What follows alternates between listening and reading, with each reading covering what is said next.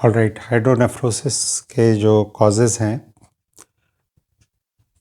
Obviously जैसे हमने पढ़ा था कि पेल्विक एलसीएल सिस्टम यहाँ से लेकर यूरिथ्रा इसके बीच में कहीं कॉज होगा।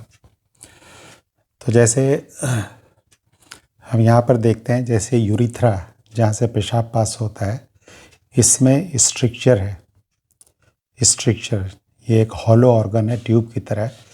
इसकी दीवार एक जगह से नैरो हो गई है, सिकुड़ गई है, स्ट्रक्चर बोलते हैं इसे हम लोग, है ना। जैसे कभी कुछ लोगों में प्रोस्टेट की सर्जरी के लिए या ब्लैडर को अंदर देखने के लिए इसमें इंस्ट्रूमेंट डाले जाते हैं, जैसे सिस्टोस्कोप डाला गया। तो उसकी वजह से यूरिथ्रा में इंजरी हो गई, और इंजरी की जब हीलिंग हुई तो हीलिंग होने की वजह से यूरिथ्रा एक जगह पे सिकुड़ गया। उसे हम लोग post inflammatory post traumatic structure बोलते हैं, नैरोइंग हो गई। तो ऑब्वियसली इसकी वजह से यूरिन आउटफ्लो ऑब्स्ट्रक्शन क्रिएट होगा, और इसकी वजह से बायलैटरल हाइड्रोनेफ्रोसिस हो गई, राइट, बायलैटरल। इसी तरह प्रोस्टेट ग्लैंड है, मेल्स में होती है, राइट, जो प्रोस्टेटिक फ्लूइड डालती है इसके अंदर। तो प्रोस्टेट ग्लैंड का साइज़ बढ़ गया, उसे बेनाइन प्रोस्टेट हाइपरप्लेजिया बोलते हैं। इसे हम लोग सर्जरी में डिटेल में पढ़ते हैं।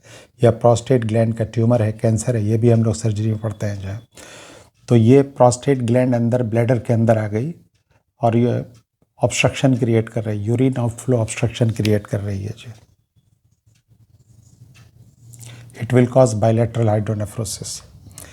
या फिर ब्लैडर के अंदर कोई ट्यूमर है, ब्लैडर नियोप्लाज्म, ब्लैडर के अंदर ट्यूमर है। या फीमेल्स में, जैसे ये यूट्रस है, इट इज़ इन फीमेल्स। तो यूट्रस में कैंसर है, जैसे एंडोमेट्रियल कैंसर है, और वो कैंसर ने आक्रमण कर दिया, इन्वेड कर दिया ब्लैडर के अंदर, ब्लैडर के अंदर आ गया, ब्लैडर में घुस गया कैंसर। तो उससे जो यूरेटर का लोअर एंड है, इसमें ऑब्स्ट्रक्शन क्रिएट होगा। ये यूरेटर है, इसके लोअर एंड में ऑब्स्ट्रक्शन क्रिएट होगा, ऑलराइट। या जैसे ये यूरेटर है, यूरेटर, तो यूरेटर में ट्रॉमा हो गया। जैसे कभी कभी यहाँ से स्टोन निकालने के लिए इसमें जो सर्जरी की जाती है, उससे ट्रॉमा हुआ, और यहाँ पर हीलिंग हो जब हुई तो यहाँ पर नैरो हो गया।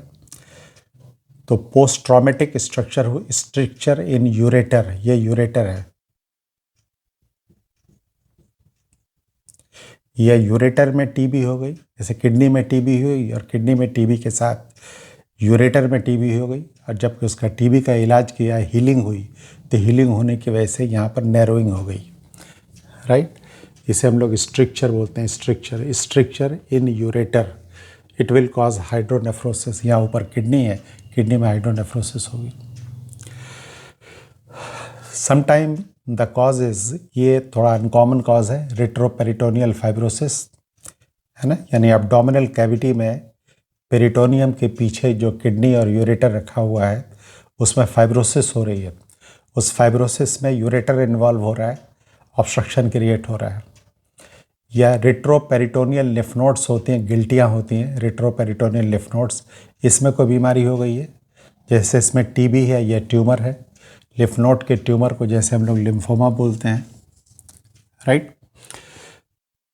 या किडनी के अंदर, जैसे हमने आपको बताया था कि यहाँ पे जो पेल्वी यूरेट्रिक जंक्शन है या पेल्विस है या कैल्सीज है, इसके अंदर स्टोन है, कैलकुलस है। It will cause obstruction to the urine outflow, और यूरिन आउटफ्लो में अगर ऑब्स्ट्रक्शन होगा तो उसकी वजह से हाइड्रोनेफ्रोसिस होती है। तो this are some of the acquired causes of hydronephrosis जो है। नॉर्मली हम लोग जानते हैं कि जो किडनी में यूरिन बनता है वो ब्लैडर में इकट्ठा होता है।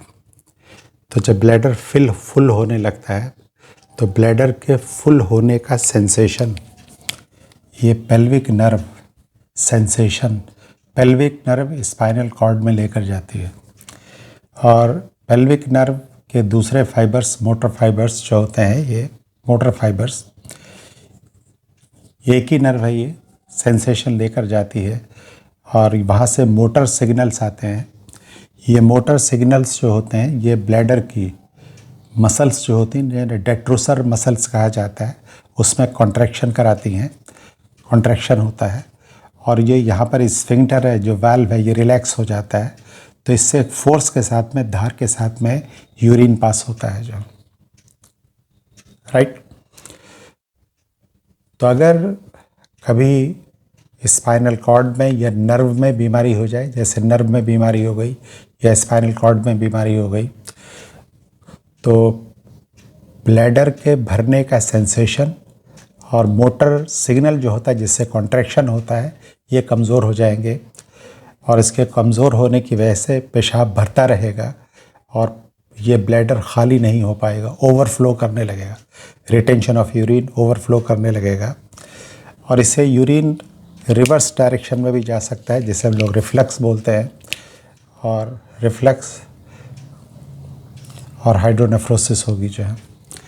तो ऐसा कब होता है? जैसे स्पाइनल कॉर्ड में इंजरी हो गई ट्रॉमा की वजह से, या पेल्विक नर्व बीमार हो गई, डायबिटिक न्यूरोपैथी, जिन लोगों में लंबे समय से डायबिटीज़ है, अनकंट्रोल्ड डायबिटीज़, तो ब्लड में जो शुगर बढ़ा रहता है वो इस नर्व को डैमेज करता है, बॉडी की बहुत सारी नर्व को डैमेज करता है।